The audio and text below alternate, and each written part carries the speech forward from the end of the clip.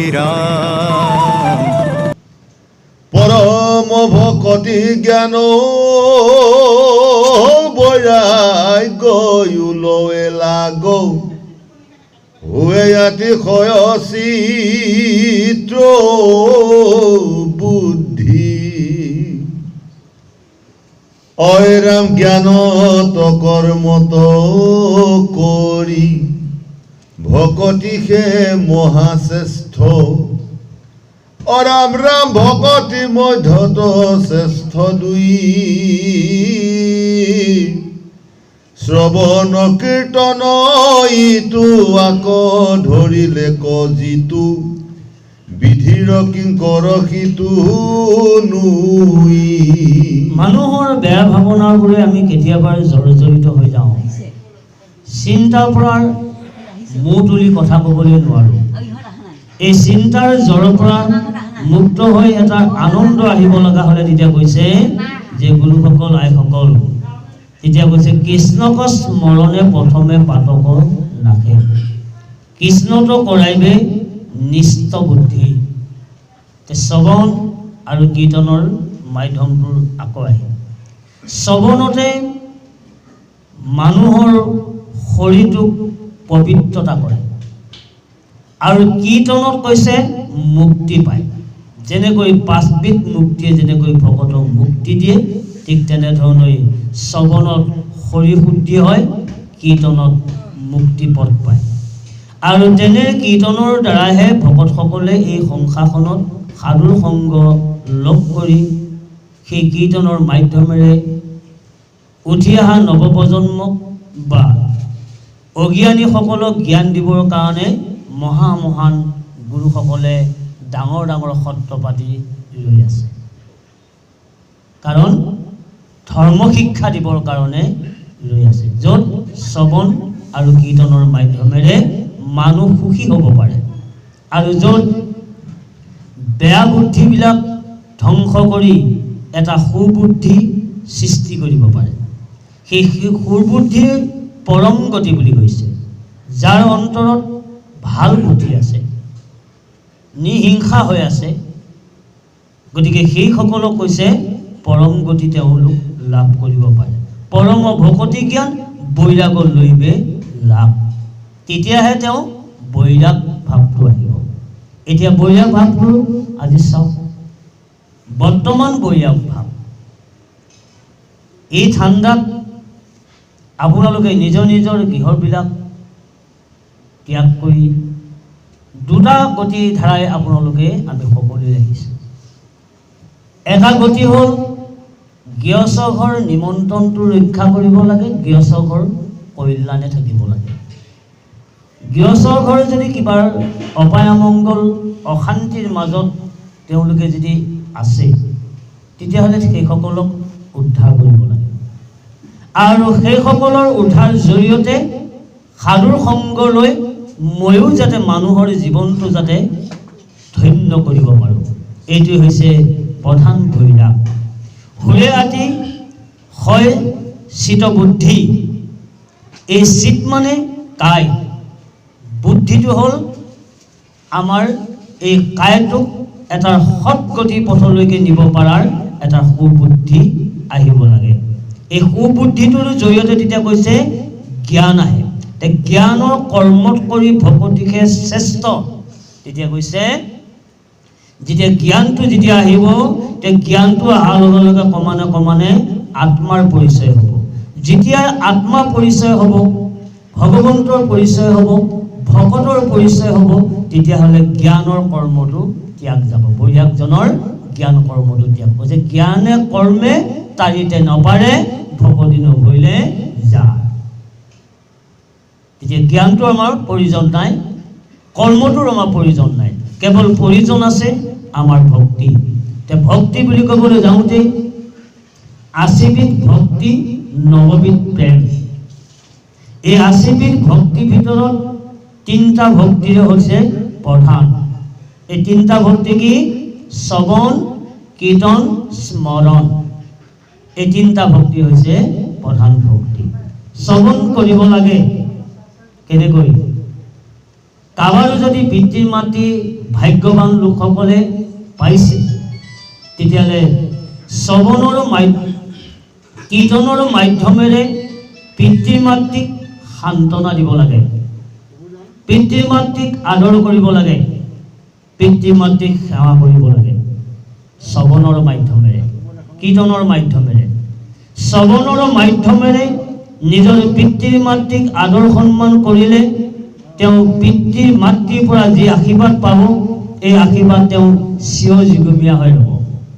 আৰু যদি পিতৃ মাতৃক যদি অৱজ্ঞা কৰিছোঁ, নিজৰ ল'ৰা ছোৱালীকে চিনি পাইছোঁ, নিজৰ পৰিবাৰকে চিনি পাইছোঁ, জন্ম দিয়াৰ পিতৃ মাতৃক যদি কোনোবাই অনাদৰ কৰিছে, সি বৈৰাগ ধৰ্ম কৰিলেও কিন্তু কেতিয়াও তেওঁ ফলগতি লাভ কৰিব নোৱাৰে। গতিকে কৈছে শ্ৰৱণ কীৰ্তন যিটো আকৌ ধৰিলে কষিটো বিধিৰ কিংকৰ সিটো নৈ। কিন্তু কেতিয়াও তেওঁ বিধিৰ কিংকমৰ পৰা কেতিয়াও তেওঁ হাত সাৰিব নোৱাৰে যদিও বৈৰাগ। কাৰণ আমি এটাৰে বিধিৰ মাৰ্গৰ নীতিৰ মাৰ্গৰ মাজেৰে সৈতে আমি মানুহৰ মানৱ জীৱনটো ধাৰণ কৰিছোঁ। যেতিয়া আমি নিয়ম নীতিৰ মাজেৰে সৈতে যেতিয়া সকলোৱে যেতিয়া থাকিম তেতিয়া কৈছে কালৰ একো কৰিব নোৱাৰে।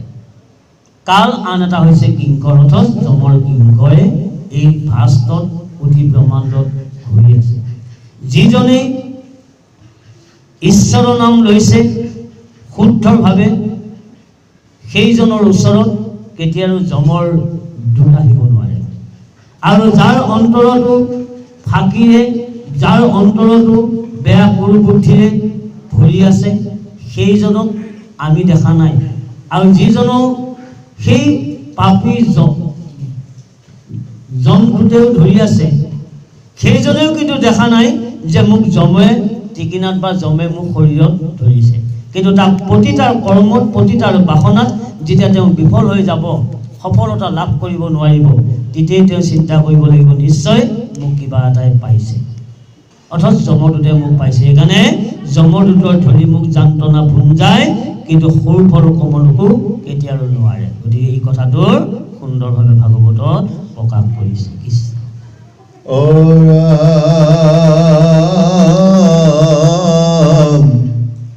শৌনক প্ৰমুখ্যে মহা মুনি হব আচাৰ্যত, তুমি হব মহাভাগ্য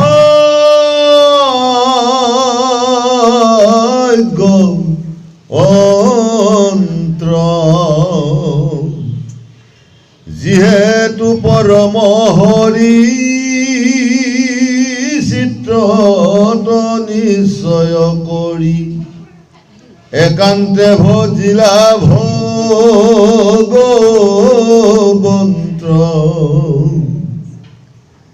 ইটো আত্মা ঈশ্বৰক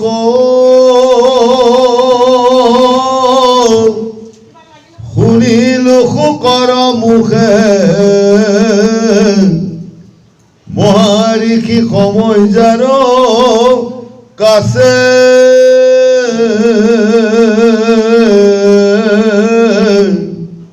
হেন বন্ধু মাধৱক সুধি সুমৰাইলা মোক, এতেকে মোহৰ ভাগ্য আছে। কৃষ্ণ এই নিমিষা অৰণ্যত যিখন আলোচনাৰ সভা হৈছিল তাত ঋষিসকলে সদায় আলোচনা কৰে যে কৰ্মৰ মাজেৰে সৈতে ভগৱন্তক লাভ কৰিব পাৰি, অথচ যাগ যজ্ঞৰ মাজেৰে সৈতে কৃষ্ণক লাভ কৰিব পাৰি। তেওঁলোকে তাকে কৰ্মটোকে শ্ৰেষ্ঠ বুলি ভাবি ঋষিসকলে সদায় তেওঁলোকে কৰ্ম কৰে। কিন্তু দেখা যায় কৰ্ম কৰিলেও কিন্তু বিপদবিলাক বাৰে বাৰে আহে, মুহূৰ্তে মুহূৰ্তে বিপদবিলাক আহি থাকে। ঋষিসকলে শান্তিৰে তেওঁলোকে থাকিব নোৱাৰে। তেওঁলোকৰ মনত এটা সন্দেহ আহিছে যে কৰ্ম কৰি থাকিলেও যদি কৰ্মতে হাতে কৰা কাম মুখে লোৱা নাম কৰ্ম কৰিলেও যদি ঈশ্বৰক পায়, তেতিয়া ইমান সুন্দৰ কৰ্ম কৰি আছোঁ, যাগ যজ্ঞ কৰি আছোঁ, হোমপত্ৰ কৰি আছোঁ, তথাপিতো তেতিয়াহ'লে শান্তি কিয় নাই? তেওঁলোকে অনুভৱ কৰিব ধৰিলে। তেওঁলোকে চিন্তা কৰি থকাৰ অৱস্থাতে তেওঁলোকৰ বৰ সৌভাগ্যৱান, সেইখিনি অৱস্থাতে সুতমুনি আহি পাই গ'ল। সুতমুনি অহা পোৱাৰ লগে লগে তেওঁলোকে দেখিলে যে কৃষ্ণ বৰ্ণ দেখিছে সুতক, কিন্তু সেই সুতে ক'ত শুনিলে? যেতিয়া পৰীক্ষিতে যেতিয়া যমুনা নদীৰ পাৰত মৃত্যুৰ মুখৰ পৰা তৰিবৰ কাৰণে 7 দিন 6 ৰাতি যেতিয়া ভাগৱত মুখে শুনাইছিল, তেতিয়া সেই আঁতৰৰ পৰা শুনি আছিল সুতে। সেই সুতক ঋষিসকলে জানিলে যে এওঁ মহাভাগৱতী, গতিকে এওঁৱে যদি আমাক কৰ্মৰ বন্ধনৰ পৰা যদি মুক্ত নকৰে বা মুক্ত কৰাব নোৱাৰে, আৰু দ্বিতীয়জনে কোনেও নোৱাৰে। এই বুলি মুনিক সেৱা শুশ্ৰূষা কৰি সকলোৰ সৌনক মুখৰ পৰা ভাগৱত কথা শুনিবৰ কাৰণে সকলোৱে উৎসুক হৈ উঠিছে। তেতিয়া কৈছে, সৌনক প্ৰমুখে মহা মুনি হব আচাৰ্যত তুমি হব মহাভাগ্যৱান ভাগৱত, যিহেতু পৰম হৰি উত্তম নিশ্চয় কৰি একান্তে ভজিলা ভগৱন্ত তুমি হে সুত। কিন্তু আমি তোমাক থাকি যদিও বয়সত ডাঙৰ, যদিও আমি ভগৱন্তক লাভ কৰিবৰ কাৰণে বিভিন্ন কৰ্ম আমি কৰিছোঁ, বিভিন্ন যাগ যজ্ঞ যদিও মাজেৰে সতি, কিন্তু দেখা গৈছে ভগৱন্তক লাভ কৰিব পৰা নাই। কিন্তু তুমি একো কৰা নাই, যাগ যজ্ঞ তুমি একো কৰা নাই, কিন্তু কেৱল তুমি হাত জোৰ কৰি পৰম প্ৰভু ভগৱন্তক খালি কেৱল কীৰ্তনৰ মাধ্যমেৰে তুমি খালি তোমাৰ দেহটোকে তুমি ঈশ্বৰৰ ওচৰত অৰ্পণ কৰি দি তুমি সদায় নাম লৈ আছা। কিন্তু আমি বহুত কৰ্ম কৰিছোঁ, গতিকে দেখা গ'ল ঈশ্বৰক এই কৰ্মত ঈশ্বৰক কেতিয়াও লাভ কৰিব পৰা নাযাব। গতিকে সেই মহাভাগৱত ঈশ্বৰক লাভ কৰিব লগা হ'লে কি কৰিব লাগিব, এই উপায়টো আমাক দিয়ক বুলি তেতিয়াৰ মুনিসকলে সুতৰ পৰা জ্ঞান লাভ কৰিবলৈ বিচাৰিছে।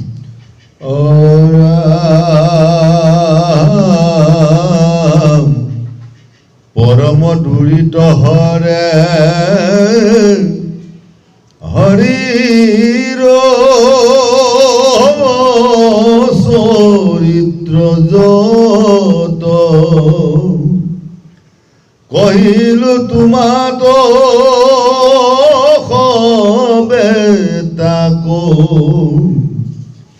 অনুদিনে শুনে যিটো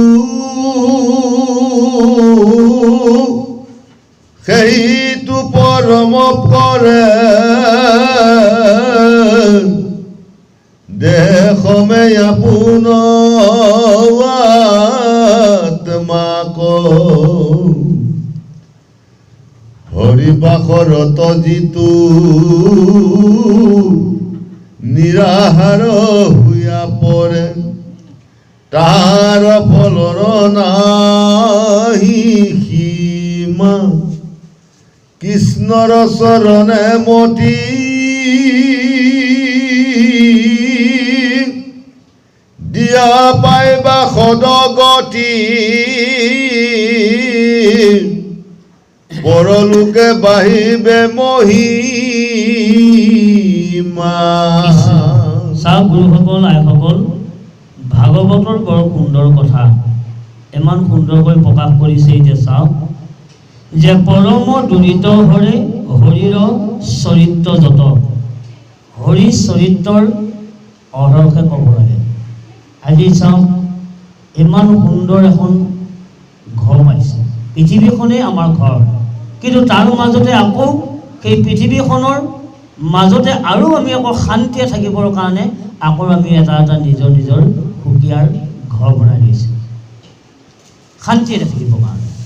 গতিকে সেই এখন ঘৰ বনোৱা লোৱাৰ পিছত যদি ঘৰখনৰ যদি কোনোদিন যদি ভকতি বুলি কোৱা বস্তু যদি নাথাকে, ঘৰখনত যদি কোনোদিন ধূপ ধূনা যদি জ্বলোৱাৰ ব্যৱস্থা নাথাকে, ঘৰখনত যদি বন্তি জ্বলোৱাৰ ব্যৱস্থা যদি নাথাকে, তেতিয়াহ'লে আমি এখন আমাৰ ঘৰ বুলি ক'লে হ'বনে?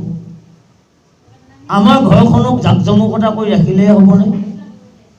যদি তাত ঈশ্বৰৰ কোনো অংশ নাথাকে, ঈশ্বৰৰ যদি তাত গুণন কীৰ্তন নাথাকে, তেতিয়াহ'লে সেইখন ঘৰ কেতিয়াও ঘৰ হৈ থাকিব নোৱাৰে।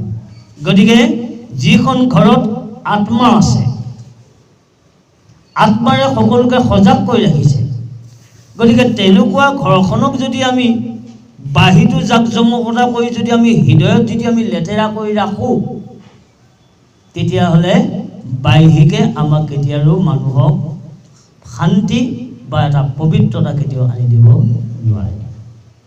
গতিকে এইকাৰণে লাগে গুৰুসকল, ভাল ঘৰ বনাব লাগে, ভালকৈ থাকিবলৈ বাঞ্ছা কৰিব লাগে, ভালকৈ উৰা পিন্ধা কৰিবলৈ বাঞ্ছা কৰিব লাগে, ভাল খাদ্য খাবলৈ বাঞ্ছা কৰিব লাগে। তাৰ মাজতে আকৌ আত্মা প্ৰভু ভগৱন্তকো ভালকৈ ৰাখিবৰ কাৰণে এটা মণিকূটৰ প্ৰয়োজন আছে। কিন্তু সকলোখিনি বনোৱা হৈ গ'ল, ঘৰটো ভালকৈ বনালোঁ, খাদ্যৰো সদায় ভালকৈ খাওঁ, ল'ৰা ছোৱালীকো কিন্তু ভাল জ্ঞান দিওঁ, কিন্তু ঈশ্বৰ সেৱা কৰিবৰ কাৰণে কিন্তু আকৌ এটা গৃহ নাথাকে, এটা মণিকূট বনাই ল'ব পাৰোঁ। তেতিয়াহ'লে আমি আমাৰ জীৱনত ভাল কাম কৰিলোঁনে? ভাল কাম কৰিছোঁ বুলি মই নিজে ভাবিছোঁনে? যদি চাওক, এইকাৰণে তেতিয়া কৈছে যে ইটো আত্মা ঈশ্বৰক নুশুনে, শোকৰ মুখেৰে কৈছে মহাৰিষি সমুদ্ৰৰ কাছে, হেন বন্ধু মাধৱক ধৰি সমবিলাক মোক এতেকে মুহুৰ ভাগ্য আছে। কাৰণ প্ৰত্যেকৰে ভাগ্য নিমিলে হয়, কাৰণ পূৰ্বৰ কালত যাৰ অসংখ্যাত পুণ্য আছে, সেইজনেহে এই মানুহৰ এই জনমত তেওঁ কিন্তু কৃষ্ণ কথা কাণ পাতি শুনিব পাৰে। কিন্তু এইটো হয়, দেখা চা এটা বা শাস্ত্ৰৰে কৈছে, কিন্তু তাৰ মাজতো এতিয়া আকৌ আমি যে পুণ্য থকাৰ কাৰণেতো আমি মানুহৰ জন্ম পাইছোঁ, পুণ্য থকাৰ কাৰণেতো এখন আমি গৃহ ধৰ্ম আমি পালন কৰি শান্তি লাভ কৰিবলৈ পাইছোঁ। গতিকে আমিওতো অপুণ্য নহয়, গতিকে পুণ্যৱান হৈ তেতিয়া কৈছে পৰৰ কৈছে যে গুৰুসকল আই মাতৃসকল, যে আমি হৰিবাসৰ যিটো নিৰাহাৰ হৈয়া পৰে তাহাৰ ফল নাহি সীমা। গতিকে আমি হৰি কথা ক'বৰ কাৰণে, হৰি চৰ্চা কৰিবৰ কাৰণে এটা আমাকো গৃহ দৰকাৰ, গৃহ লাগে। কাৰণ আত্মাৰ দুটা জেগাত আছে, এটা জেগাত আত্মা আছে মানুহৰ শৰীৰত, অথচ চাৰিমুঠিৰ জীৱৰ শৰীৰৰ মাজতে এটা আত্মা আছে। এই আত্মাটোৰ কাৰ সম্বন্ধ কৰি আছে? কিন্তু আত্মাটোৱে কিন্তু কাৰো সম্বন্ধ কৰি থকা নাই, কিন্তু জীৱাত্মাটোহে আত্মা সম্বন্ধ কৰি আছে। জীৱাত্মাটোৱে যদি আত্মা সম্বন্ধ যদি কৰি আছে, তেতিয়াহ'লে আমি জীৱাত্মা আৰু পৰমাত্মাৰ মাজত আমি বেছিকৈ আমি সন্মান কৰিব লাগিব, বেছিকৈ আমি উচ্চ স্থান লাভ কৰাব লাগিব পৰমাত্মা। তেতিয়াহে কৈছে মানুহৰ জীৱনটোৰ কামনাৰ বাসনাৰ পৰা হাত সাৰি পৰম প্ৰভু ভগৱন্তক লাভ কৰিব পাৰিব বুলি সুন্দৰভাৱে মানে সুধে ঋষিসকলক। যে আপোনালোকে এতিয়া কামনা বাসনাতহে আছে, আত্মাক চিনি পোৱা নাই। এতিয়া আত্মা কৰ্ম কওক, কিন্তু আত্মা কৰ্মটোৱে হৈছে শৰীৰ পবিত্ৰতা, মুখেৰে কীৰ্তন আৰু ঈশ্বৰৰ নাম স্মৰণ। এই তিনিটা বস্তুৰে হৈছে আত্মাক সদ্গতি লাভ কৰিব পৰা পথ।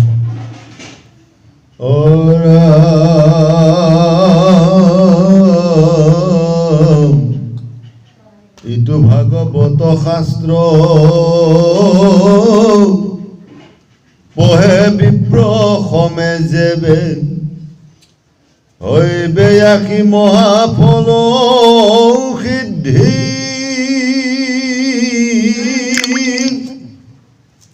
ক্ষত্ৰিয় পঢ়িয়া পাইবে সসাগৰা বসুমতী,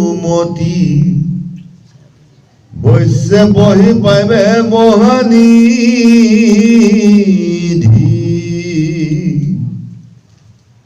শূদ্ৰ সবে যাবে যেন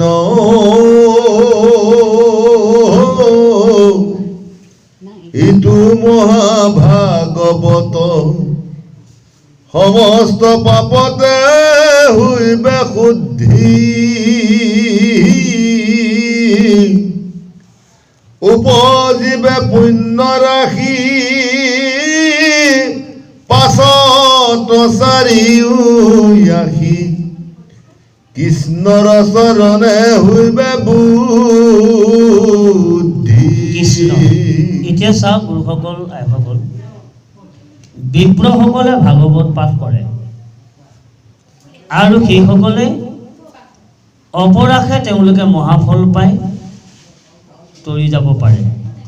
কিন্তু শুদ্ধসকলে কেনেকৈ তৰিব তাৰ ব্যৱস্থাটো এতিয়া কৈছে যে এইটো ভাগৱতৰ শাস্ত্ৰ পঢ়ে বিপ্ৰ সবে যেবে হৈবে আশী মহাফল সিদ্ধি তেওঁলোকে লাভ কৰে। কাৰণ সতীৰ পঢ়িয়া যেবে সখা কৰা বহুমতী বৈশ্যে পঢ়ি পাইবে মহাসিদ্ধি। কাৰণ মানুহৰ জীৱনতেই চাৰিটা গতি আমি লাভ কৰিব লগা হয়।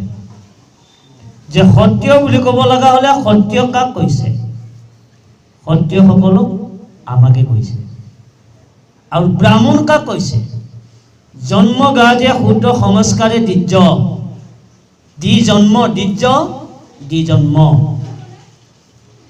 যেতিয়ালৈকে পৰম প্ৰভু ভগৱান শ্ৰীকৃষ্ণক যদি লাভ কৰিব লগা হ'লে তেতিয়াহ'লে আমি দ্বিজন্ম লাভ কৰিব লাগিব। দ্বিজন্ম মানে গুৰুৰ ওচৰত যিদিনাখনে শৰণ লৈ গুৰু মূল মন্ত্ৰ পাই ঈশ্বৰক সাধনা কৰিব পৰা যাব, সেইদিনাখনে কৈছে দ্বিজন্ম দ্বিজ। দ্বিজসকলেহে ভাগৱত পাঠ পঢ়ে। আৰু ক্ষত্ৰিয়সকল কৈছে কি? যে ক্ষত্ৰিয়সকল কৈছে কৰ্মৰ বাসনাত জড়িত হৈ থকা। যিসকলে হাল বাইছে, ঘৰখনক সুন্দৰভাৱে পৰিচালনা কৰি আছে, সেইসকলক ক্ষত্ৰিয় বুলি কৈছে।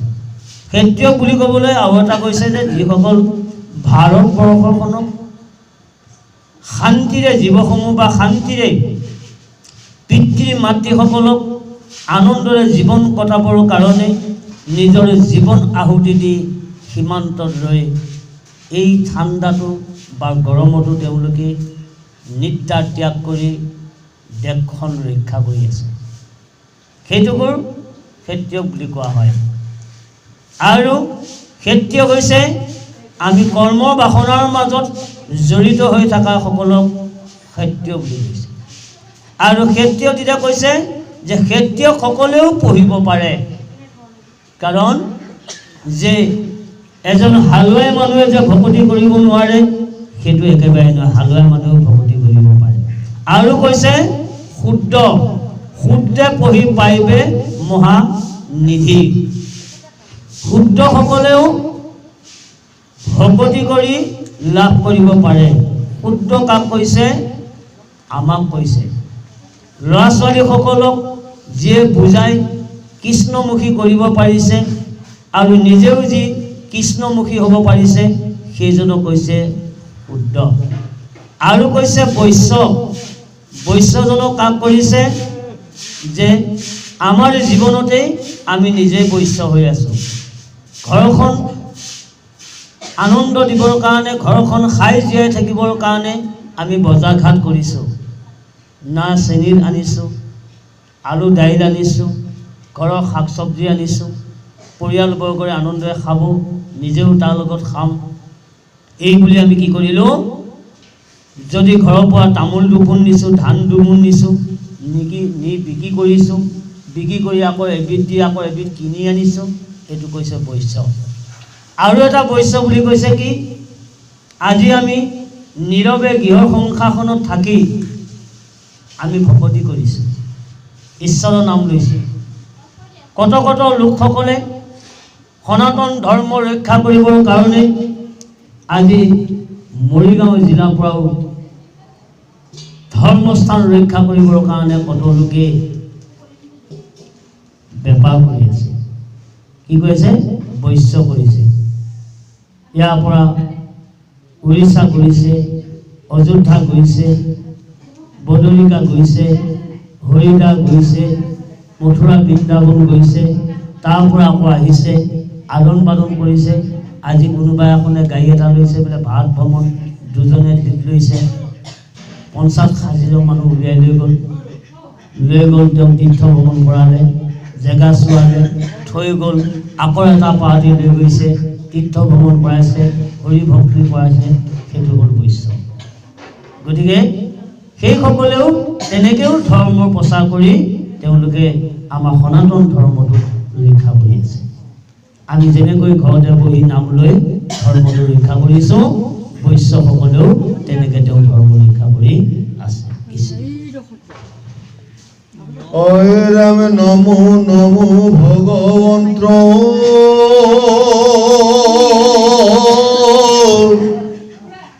অনন্ত কোটি কৃষ্ণ ব্ৰহ্মাদি ন জানে তত্ৰ সাৰ জগতৰ যিটো নাথ টান পাৱে থৈব মাথ হে কৃষ্ণ কৰো নমস্কাৰ